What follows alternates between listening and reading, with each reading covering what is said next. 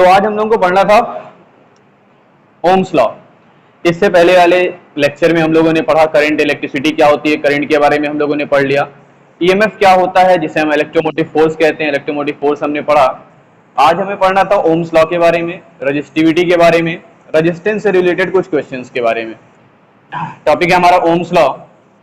Ohms law है क्या? हाँ, बताओ।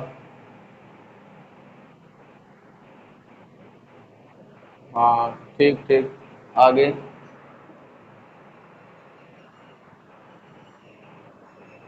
हाँ, आगे।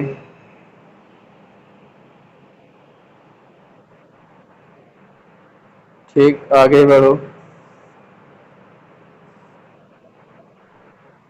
बस इतना ही है? इतना ही है कि और भी है? इतने भी हैं कि और भी हैं?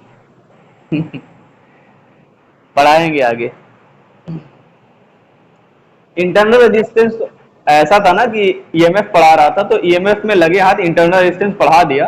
वैसे इंटरनल रेजिस्टेंस आगे का टॉपिक है, बट इंटरनल रेजिस्टेंस ईएमएफ से थोड़ा सा टच में आता है, इसलिए उसको पढ़ा दिया गया था।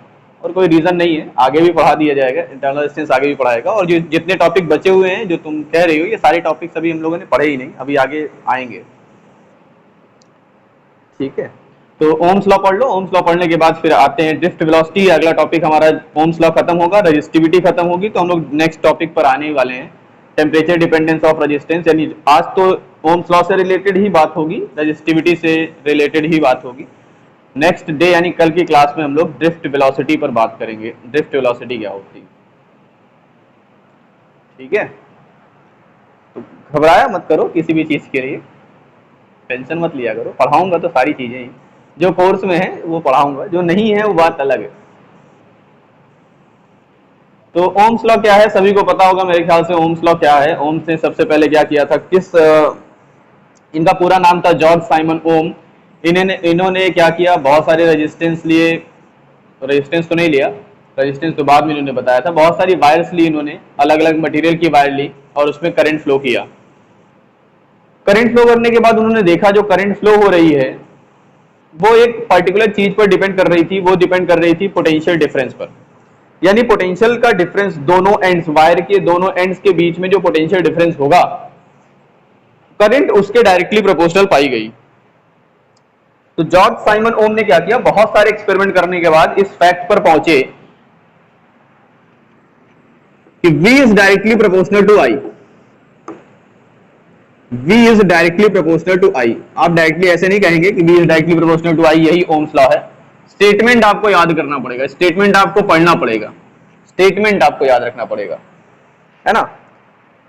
If we if potential difference potential difference is applied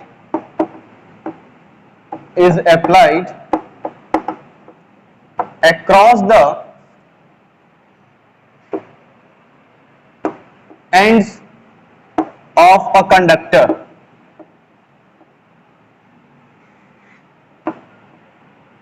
across the ends of a conductor, then the current flowing through it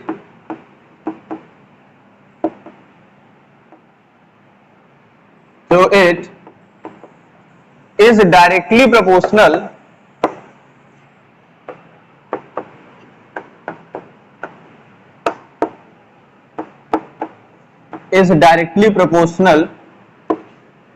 to the potential difference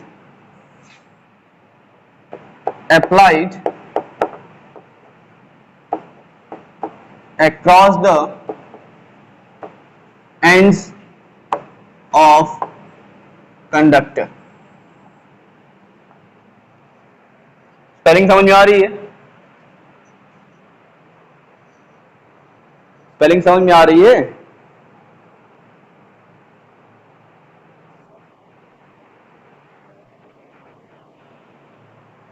चोट लगी है भैया। If potential difference if potential difference is applied across the ends of a conductor, then the current flowing through it is directly proportional to the potential difference applied across the ends of conductor. यानी V is directly proportional to I. ये है statement Ohm's law का। तो Ohm's law का statement आपको याद रखना जरूरी है। ओम्स लॉ का स्टेटमेंट क्या कहता है कि अगर हम किसी कंडक्टर में, मान लो ये कंडक्टर है, इस कंडक्टर के एंड्स पर, इस एंड पर और इस एंड पर, दोनों एंड पर क्या अप्लाई कर देते हैं, पोटेंशियल डिफरेंस अप्लाई कर देते हैं, तो इसमें जो करंट फ्लो करेगी वो इस पोटेंशियल डिफरेंस के डायरेक्टली प्रोपोर्शनल होगी। यानी डायरेक्टली प्रोपोर्शनल का मतलब करंट तभी बढ़ेगी जब पोटेंशियल डिफरेंस बढ़ जाएगा। पोटेंशियल डिफरेंस बढ़ जाएगा, पोटेंशियल नहीं, पोटेंशियल डिफरेंस बढ़ना चाहिए, पोटेंशियल बढ़ने से कोई मतलब नहीं है। तो अगर हम इस प्रोपोर्शनलिटी को हटाते हैं तो क्या मिलता है, हमें कांस्टेंट मिलता है। तो V इज इक्वल टू कौन सा कांस्टेंट मिलता है, I और R, where R is the proportionality constant known as resistance of the conductor. क्या कहलाता है, कंडक्टर का रेजिस्टेंस कहलाता है। रेजिस्टेंस ऑफ द कंडक्टर क्या कहलाएगा, कंडक्टर का रेजिस्टेंस कहलाएगा। ध्यान ये रखिएगा कि रेजिस्टेंस जो होता है वो किसका होता है, कंडक्टर का होता है, करंट का नहीं होता। करंट का रेजिस्टेंस नहीं होता, रेजिस्टेंस किसका होता है, कंडक्टर का होता है। ये ध्यान रखिएगा, कई लोग कंफ्यूज होते हैं कि रेजिस्टेंस किसका बोल देते हैं, करंट का रेजिस्टेंस। नहीं, करंट का रेजिस्टेंस होता ही नहीं है, कंडक्टर का रेजिस्टेंस होता है।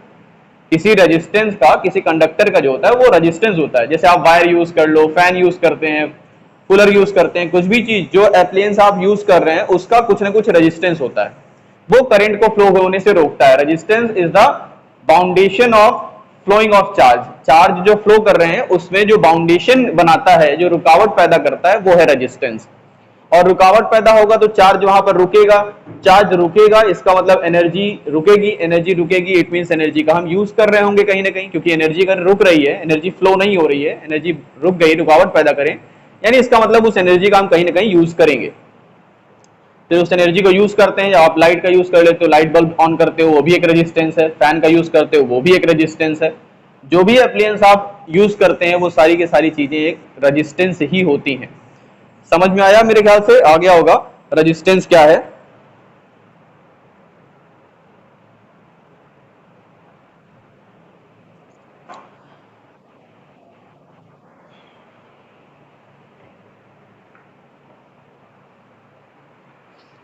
तो R is equal to V upon I. Resistance की यूनिट क्या होती है पता है सबको, रेजिस्टेंस की यूनिट क्या होती है, what is the unit of resistance.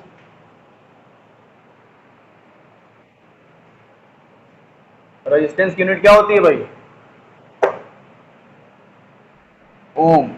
ओम का सिंबल पता है सभी को, बताने की जरूरत तो नहीं होगी मेरे ख्याल से, इजी सिंबल है वो, 10th क्लास का है, सबको आपको पता होगा, ओमेगा। ठीक है, अब बात आती है रेजिस्टेंस तो हो गया, अब रेजिस्टेंस जो है वो किन किन चीजों पर डिपेंड करता है। रेजिस्टेंस किन किन चीजों पर डिपेंड करता है, या रेजिस्टेंस किन किन चीजों से इफेक्ट हो जाता है। तो हम पढ़ने वाले हैं factors affecting the resistance, factors which are affecting the resistance. तो हम पढ़ने वाले हैं फैक्टर्स अफेक्टिंग द रेजिस्टेंस। वो कौन कौन से फैक्टर हैं जो रेजिस्टेंस को इफेक्ट करते हैं, यानी जिससे रेजिस्टेंस घट सकता है, जिससे रेजिस्टेंस बढ़ सकता है।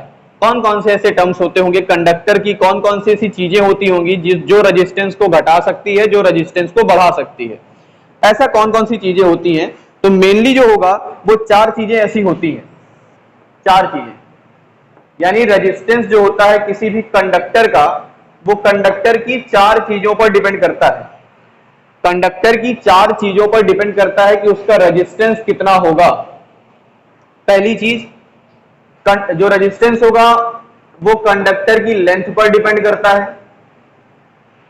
दूसरी चीज, कंडक्टर जो है लेंथ की क्रॉस सेक्शनल एरिया पर डिपेंड करता है, क्रॉस सेक्शनल एरिया। तीसरी चीज, नेचर पर डिपेंड करता है, नेचर ऑफ मटेरियल, यानी किस मटेरियल का बना हुआ है, इस पर डिपेंड करेगा।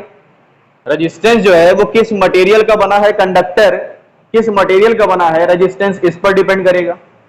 और चौथी चीज है टेम्परेचर पर डिपेंड करेगा, यानी उस रेजिस्टेंस का टेम्परेचर क्या है, उस कंडक्टर का टेम्परेचर क्या है, रेजिस्टेंस इस चीज पर डिपेंड करेगा।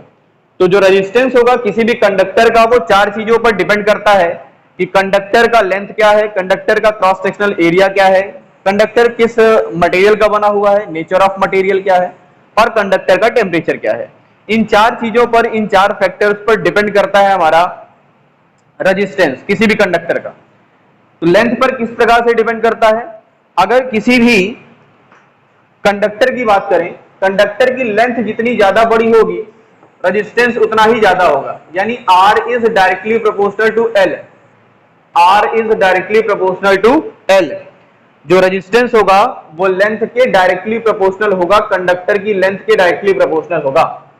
और रेजिस्टेंस जो होगा वो क्रॉस सेक्शनल एरिया के इनवर्सली प्रोपोर्शनल होगा, क्रॉस सेक्शनल एरिया के इनवर्सली प्रोपोर्शनल होता है। क्रॉस सेक्शनल एरिया क्या होता है, समझ में आ रहा है? क्रॉस सेक्शनल एरिया, जैसे मान लो ये वायर है या कुछ मटेरियल है, कोई कंडक्टर है, तो इसका क्रॉस सेक्शनल एरिया क्या होगा, इसको ऐसे देखिए सामने से देखने पर ये इस तरह से, किस तरह से दिख रहा है, सर्कल दिख रहा है। इट मींस इसका क्रॉस सेक्शनल एरिया क्या है, सर्कुलर है। तो क्रॉस सेक्शनल एरिया का मतलब होता है अगर हम किसी चीज को ऐसे सामने से देखें तो हमें कैसा दिखाई देगा, वो सिर्फ क्रॉस सेक्शनल एरिया कहलाता है। तो क्रॉस सेक्शनल एरिया के directly proportional. Nature of material, अलग अलग मटेरियल पर डिपेंड करता है रेजिस्टेंस। अगर मॉलिक्यूल्स बहुत पास हैं, अगर मॉलिक्यूल्स बहुत पास हैं, कोई कंडक्टर है उसके मॉलिक्यूल्स बहुत पास हैं, तो उसमें रेजिस्टेंस बहुत कम होता है। और अगर मॉलिक्यूल्स दूर होते हैं तो रेजिस्टेंस ज्यादा होता है, क्योंकि बीच में स्पेस बढ़ जाते हैं। इस वजह से मैटर पर डिपेंड करता है और टेम्परेचर पर भी डिपेंड करता है, यानी टेम्परेचर बढ़ जाता है तो रेजिस्टेंस बढ़ जाता है। इट मींस आप कह सकते हो कि resistance is directly proportional to temperature. जो रेजिस्टेंस होगा किसी भी कंडक्टर का वो टेम्परेचर के डायरेक्टली प्रोपोर्शनल होता है। टेम्परेचर बढ़ाने पर रेजिस्टेंस बढ़ जाता है और टेम्परेचर घटाने पर रेजिस्टेंस घट जाता है। अगर हम दो फैक्टर्स इसको छोड़ दें, क्योंकि ये फिजिकल इफेक्ट कर देता है, फिजिकली चेंज कर देता है, इसको छोड़ दें, इन दोनों को कंबाइन करके लिखें।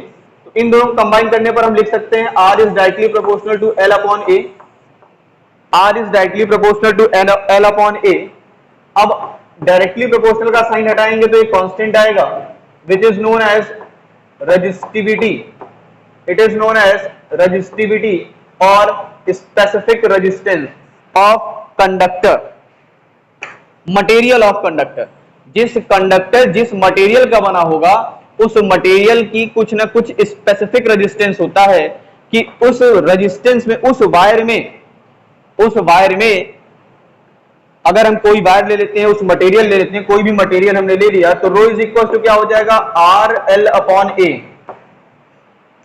R L upon A. It means कि किसी भी वायर में, जिस मटेरियल की वो वायर बनी हुई है, उस मटेरियल का अगर हम 1 मीटर ले लें, उस मटेरियल की वायर का हम 1 मीटर ले लें, 1 मीटर वायर ले लिया जाए, तो उसका रेजिस्टेंस कितना होगा, resistance in per unit metre is known as resistivity.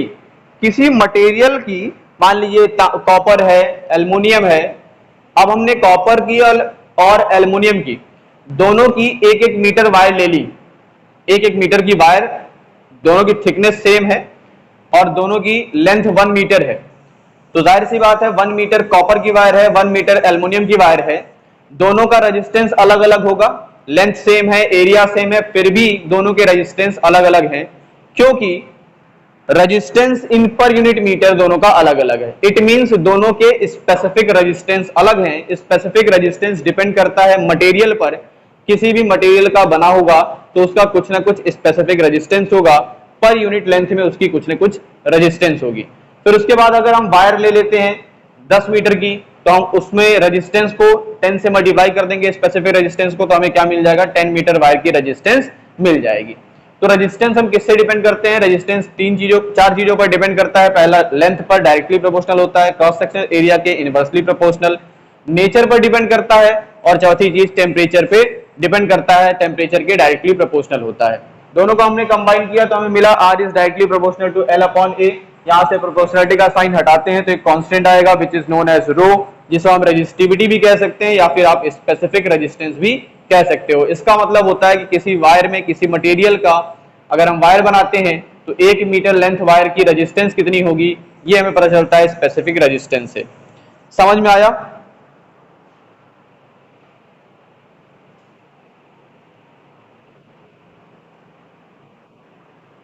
मेरे ख्याल से समझ में आ गया होगा, इजी भी है।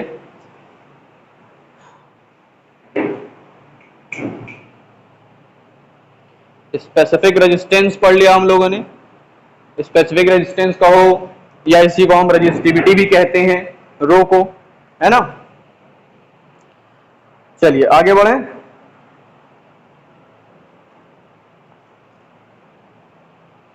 आगे बढ़े। अगला टॉपिक जो है आप लोगों को वो नहीं पढ़ना है, आपके कोर्स से अब हटा दिया गया है इस साल कोरोना वायरस के चलते, कोरोना त्रासदी के चलते आपके कोर्स से हटा दिया गया। Colour code and carbon resistors, carbon resistors and colour code, ये आपके कोर्स से अब हटा दिया गया। और साथ ही साथ हम लोग जो सीरीज कॉम्बिनेशन और पैरेलल कॉम्बिनेशन पढ़ते थे रेजिस्टेंस का, 10th क्लास में तो है, बट 12th क्लास से वो series combination, parallel combination of resistance हटा दिया गया है। ये मैं पहले ही बता चुका हूं, है ना। तो इसके बारे में अब डिस्कस करना नहीं है, कलर कोड हमें पढ़ना नहीं है, रेजिस्टेंस का कलर कोड नहीं पढ़ना है। अब हम पढ़ेंगे कैरियर्स ऑफ करंट, यानी करंट को, करंट चलती कैसे है, करंट को ले जाने वाला कौन होता होगा। कैरियर्स ऑफ करंट का मतलब करंट को ले जाने वाला कौन है। हम ये कह रहे हैं कि चार्जेस एक पॉइंट से दूसरे पॉइंट पर शिफ्ट हो जाते हैं, हायर पोटेंशियल से लोअर पोटेंशियल पर शिफ्ट हो जाते हैं, बट उन चार्जेस को ले जाने वाला तो कोई ना कोई होगा, उस करंट को फ्लो कराने वाला तो कोई होगा। तो हम कैरियर्स की बात करेंगे कि किसकी वजह से करंट होता है, जो करंट जनरेट होता है, वो चार्जेस जो फ्लो हो रहे हैं वो क्या फ्लो हो रहा है जिसकी वजह से करंट जो है वो जनरेट होती है। तो सिंपल से थ्योरेटिकल पार्ट है, कैरियर्स ऑफ करंट, यानी करंट के कौन कौन से कैरियर्स हैं, कौन कौन से वाहक हैं, किसकी वजह से करंट फ्लो होती है। तो सॉलिड में भैया करंट क्यों फ्लो होती है, सॉलिड में क्या होता है, सॉलिड में करंट किसकी वजह से फ्लो होती है। तो सॉलिड में करंट फ्लो होती है इलेक्ट्रॉन्स की वजह से। Number of free electron solid में ज्यादा होते हैं, इसलिए करंट उनमें फ्लो होती है due to electrons, number of free electrons, due to free electrons के कारण से कंडक्टर में करंट फ्लो होती है, ठीक है ना। अगर हम लिक्विड्स की बात करें, कंडक्टर की बात कर रहे हैं, ठीक है। लिक्विड की बात करें तो लिक्विड में आयंस होते हैं, पॉजिटिव आयंस और नेगेटिव आयंस, जिसकी वजह से करंट फ्लो होती है। पॉजिटिव आयन और नेगेटिव आयंस की वजह से, यानी चार्ज कैरियर्स कौन होते हैं, सॉलिड्स में चार्ज कैरियर्स कौन होते हैं, तो फ्री इलेक्ट्रॉन्स। लिक्विड में कौन होते हैं चार्ज कैरियर्स, आयंस होते हैं, positive and negative ions. Gases में कौन होते हैं या वैक्यूम ट्यूब में कौन होता है, तो उसमें भी चार्ज कैरियर्स कौन होते हैं, आयंस और इलेक्ट्रॉन्स दोनों होते हैं, आयंस भी होते हैं और इलेक्ट्रॉन्स भी होते हैं। देखिए सॉलिड्स में सिर्फ और सिर्फ इलेक्ट्रॉन्स होते हैं, लिक्विड में आयंस सिर्फ और सिर्फ आयंस होते हैं, बट गैसेस में आयंस और इलेक्ट्रॉन्स दोनों होते हैं, ठीक है। ये तीन चीजें थी, आपको समझना था। तीन चीजों में चार्ज कैरियर्स कौन कौन होते हैं, कई बार पेपर में पूछा जाता है चार्ज कैरियर्स बताइए, तो एक एक नंबर में क्वेश्चंस आ भी सकता है, कई बार आया भी है। सॉलिड में चार्ज कैरियर्स कौन होते हैं, मैं लिख देता हूं, charge carriers, charge carriers, carriers का मतलब ले जाने वाला, चार्ज को ले जाने वाला। सॉलिड्स में कौन होता है, सॉलिड्स में चार्ज कैरियर्स होते हैं free electrons, free electrons. Liquid की बात करें तो लिक्विड्स में कौन होता है, लिक्विड्स में चार्ज कैरियर्स होते हैं आयंस, विच इज पॉजिटिव और नेगेटिव दोनों होते हैं। गैसेस की बात करें तो गैसेस में कौन होता है, तो गैसेस में भाई दोनों होते हैं, गैसेस में इलेक्ट्रॉन्स भी होते हैं और आयंस भी होते हैं, आयंस एंड इलेक्ट्रॉन्स। याद रहेगा ये, याद कर लेना। सॉलिड्स में, लिक्विड में और गैस में, तीनों में चार्ज कैरियर्स कौन कौन होते हैं, ठीक है।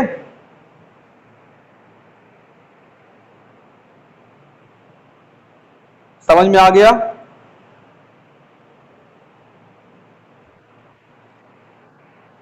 अब जो परेशान हो रही थी ममता, वो नहीं बताया सर, ड्रिफ्ट वेलोसिटी नहीं बताया। रफ कर रहे हैं इसको, ड्रिफ्ट वेलोसिटी पर आते हैं, जो तुम बहुत देर से परेशान थी।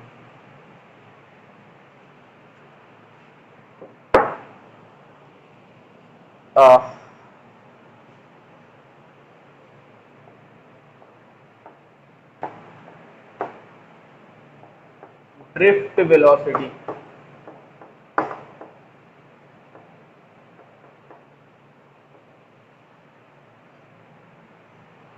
देखो थोड़ा सा ध्यान से समझना, शायद कम समझ में आए, कोशिश करना समझने की इसको। कंडक्टर में क्या होते हैं? Free electrons. बोलो, कंडक्टर में क्या होते हैं? फ्री इलेक्ट्रॉन्स होते हैं। फ्री इलेक्ट्रॉन्स रैंडमली मूव करते रहते हैं इधर उधर, जहां मन करता है इधर उधर चलते रहते हैं। सही बात भी है, फ्री इलेक्ट्रॉन्स रैंडमली मूव करते हैं। हम अच्छे से जानते हैं, केमिस्ट्री में हम लोग अच्छे से पहुंच चुके हैं कि फ्री इलेक्ट्रॉन्स कंडक्टर में होते हैं फ्री इलेक्ट्रॉन्स, और फ्री इलेक्ट्रॉन्स रैंडमली इधर उधर मूव करते रहते हैं, एक दूसरे आयन से टकराते भी रहते हैं, एक दूसरे इलेक्ट्रॉन से टकराते भी रहते हैं। तो क्वेश्चन ये राइज होता है कि अगर एक दो पर्टिकुलर, अगर हम किसी एक इलेक्ट्रॉन को चूज कर लें, वो इलेक्ट्रॉन रैंडमली मूव कर रहा होगा, बहुत सारे इलेक्ट्रॉन है, नो डाउट किसी कंडक्टर में नंबर ऑफ फ्री इलेक्ट्रॉन्स बहुत ज्यादा है, बट हम किसी एक इलेक्ट्रॉन को कंसीडर करें तो एक इलेक्ट्रॉन रैंडमली मूव कर रहा होगा और डेफिनेटली बहुत सारे इलेक्ट्रॉन्स के साथ टकरा भी रहा होगा, कोलाइड कर रहा होगा बहुत सारे इलेक्ट्रॉन्स के साथ। कोलाइड करता है कि नहीं करता? अगर कोलाइड करता है, अगर एक इलेक्ट्रॉन बहुत सारे इलेक्ट्रॉन्स हैं, सभी इलेक्ट्रॉन से कोलाइड करता है, तो कोलाइड करते टाइम जैसे ही कोलाइड करेगा, भाई कोलिजन में कुछ ना कुछ एनर्जी लॉस होती है। ये हम लोगों ने क्लास 11th में पढ़ा था कि एनर्जी जो होती है वो लॉस होती है जब हम कोलाइड करते हैं किसी ऑब्जेक्ट से, कोई ऑब्जेक्ट दूसरे ऑब्जेक्ट से कोलाइड करता है, तो कोलाइड करते ही उसकी एनर्जी का लॉस होता है। तो क्वेश्चन ये अराइज होता है कि अगर टकराया, वो टकरा रहा है किसी दूसरे इलेक्ट्रॉन से, फिर वो टकराया किसी दूसरे इलेक्ट्रॉन से, फिर दूसरे इलेक्ट्रॉन से, कई सारे टक्कर्स कर रहा है, तो क्वेश्चन ये अराइज होता है कि उसकी काइनेटिक एनर्जी कभी ना कभी तो खत्म हो जानी चाहिए, और एट लास्ट ऐसी कंडीशन आनी चाहिए कि कंडक्टर के इलेक्ट्रॉन्स, जो फ्री इलेक्ट्रॉन्स रैंडमली मूव कर रहे हैं, वो रुक जाने चाहिए। होना चाहिए ऐसा कि नहीं होना चाहिए? बट ऐसा क्यों नहीं होता?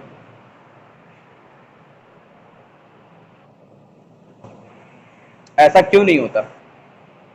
केमिस्ट्री में आप लोगों ने पढ़ा है, ये चीज केमिस्ट्री में बताई जाती है।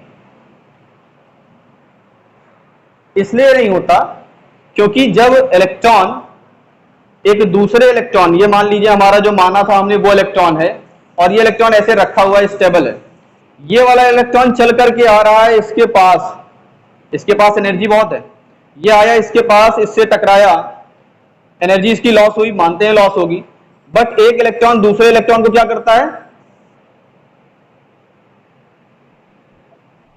अरे यार, एक इलेक्ट्रॉन दूसरे इलेक्ट्रॉन को रिपेल करता है।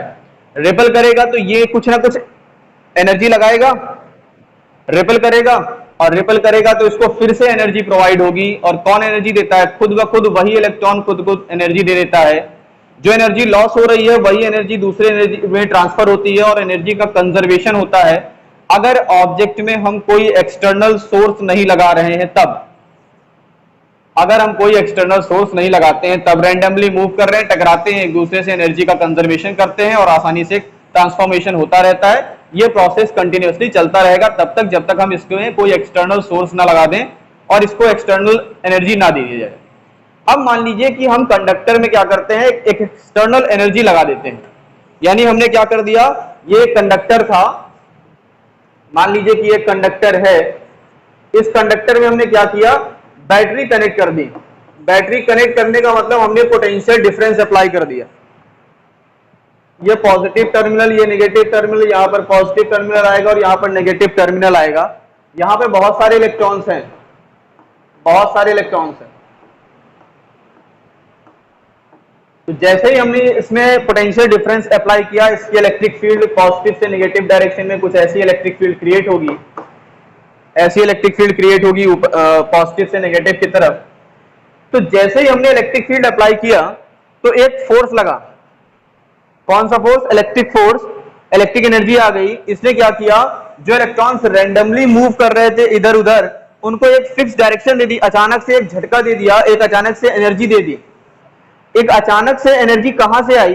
जो हमने एक्सटर्नल इलेक्ट्रिक फील्ड लगाया। तो एक्सटर्नल इलेक्ट्रिक फील्ड लगाने से जो वेलोसिटी आ गई, किसमें?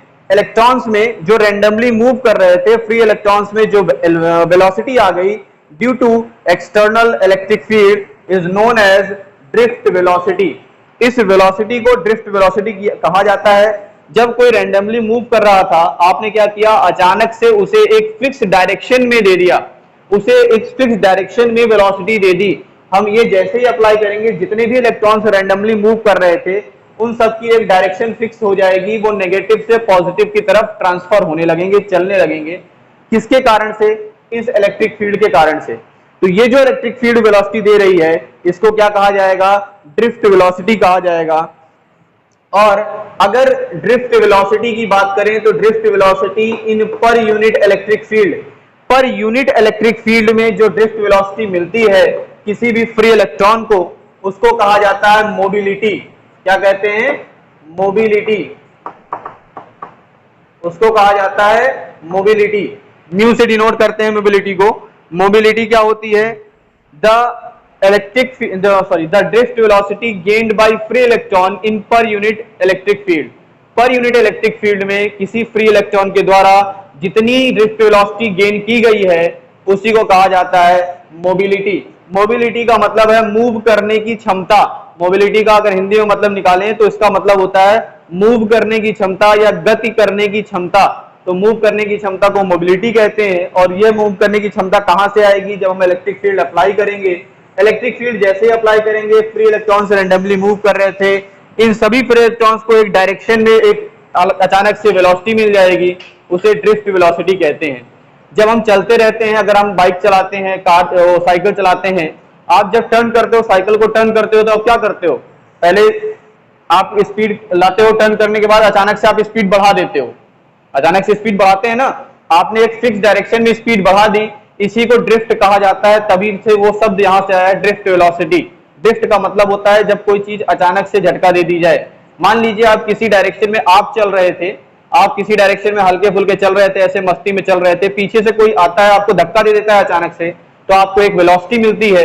वो वेलोसिटी कौन दे रहा है? जो पीछे से आपको धक्का दिया। तो यहाँ पर इलेक्ट्रॉन रैंडमली मूव कर रहे थे, इलेक्ट्रॉन को अचानक से एक वेलोसिटी मिली, एक एनर्जी मिली, जिसको किसने दिया? इलेक्ट्रिक फील्ड ने दिया। तो इलेक्ट्रिक फील्ड जो अचानक से वेलोसिटी दे रहा है, इसी वेलोसिटी को ड्रिफ्ट वेलोसिटी कहते हैं। तो अगर हम भी रैंडमली ऐसे मूव कर रहे थे, हमें भी अचानक से अगर किसी ने धक्का दे दिया, एक फिक्स डायरेक्शन में मूव करा दिया, तो हमारी कुछ ना कुछ तो वेलोसिटी होगी भाई। फोर्स लगा करके हमको धक्का दे दिया गया, हमारी वेलोसिटी कुछ ना कुछ हो गई। तो जो वेलोसिटी हमारी हुई वो ड्रिफ्ट वेलोसिटी कहलाती है। और ड्रिफ्ट वेलोसिटी इन पर यूनिट इलेक्ट्रिक फील्ड में जो हम गेन करते हैं, या हम इलेक्ट्रॉन, हम नहीं गेन करते, इलेक्ट्रॉन्स गेन करते हैं, which is known as mobility. समझ में आया ड्रिफ्ट वेलोसिटी और मोबिलिटी क्या है?